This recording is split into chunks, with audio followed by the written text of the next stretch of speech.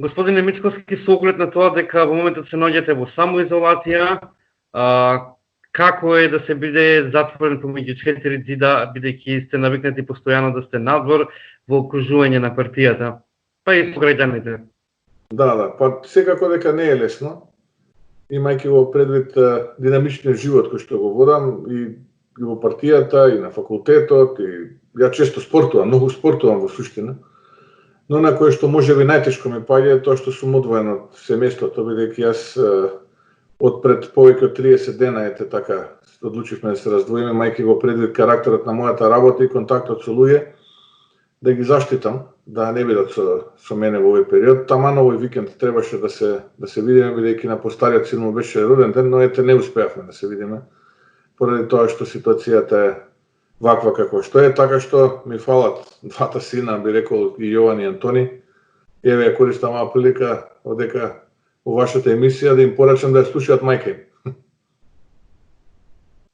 Што е она дополнително што ви фали, освен да вашите блиски, која е рутината на која што се прилагодувате дома, затворен во ѕидови? Па јас ви реков, тоа што се активности во рамките на партијата се обидувам телефонски, вака преку технологијава со која што располагаме колку толку да покриеме. Но на што може би исто така најмногу ми фали е динамичниот спортски живот кој што го водам јас. Ете се обидува дури и вежбањето да го представат како ерес, знаете, во оваа држава да сте аболиран политичар и да се занимавате со криминал, може би не е во ова време на СДСМ и Зоран Заев ерес, но ерес е ако одите да вежбате, иако и вежбањето не беше тоа како што беше представено. Така што може би вежбањето, планирањето до Водно, јас обично 2 до 3 пати неделно одам до врвот на Водно, исто така ми недостасува.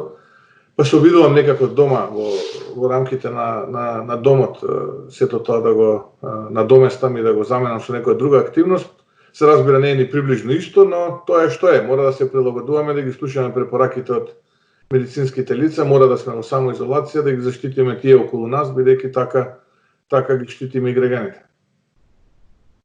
Во контекст на онлайн образованието, бидејќи сте и професор, како го спроведувате тој начин, како функционира?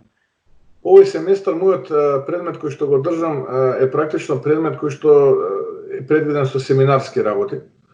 Така што сме во постојана консултација со асистентот кој што е на истиот предмет и одржуваме комуникација со со студентите кои што го слушаат овој предмет.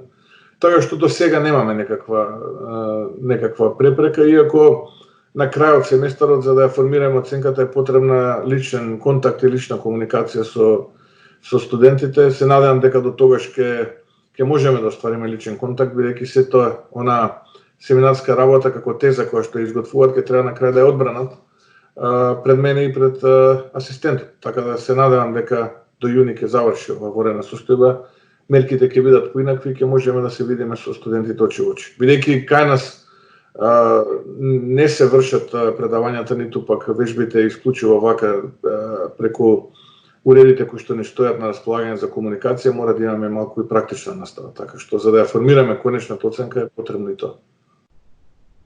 Ви недостига ли оној момент да сте со вашите сопартици, да сте во партија и да разговарате за секојдневни случувања? Се разбира, да. Ние секојдневно комунициравме интензивно претходно, бидејќи се подготвувавме за предвремените парламентарни избори.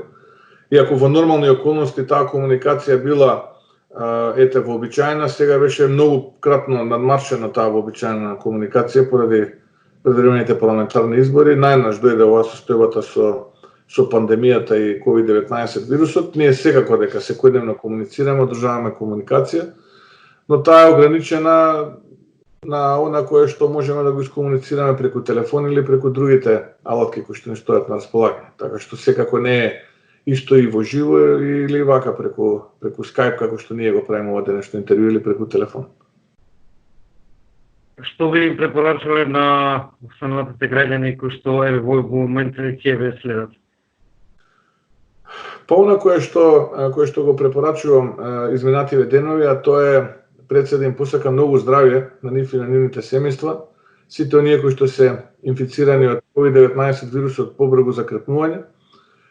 А генерално на граѓаните би им препорачал да ги слушаат и внимателно да ги аплицираат мерките кои што ги препорачува Светската здравствена организација.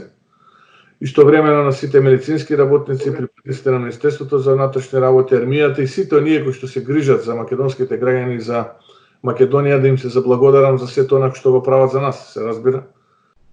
Ние како политичари сме тука да ги поддржиме и сето она кое што е неопходно да го направиме, да го направиме.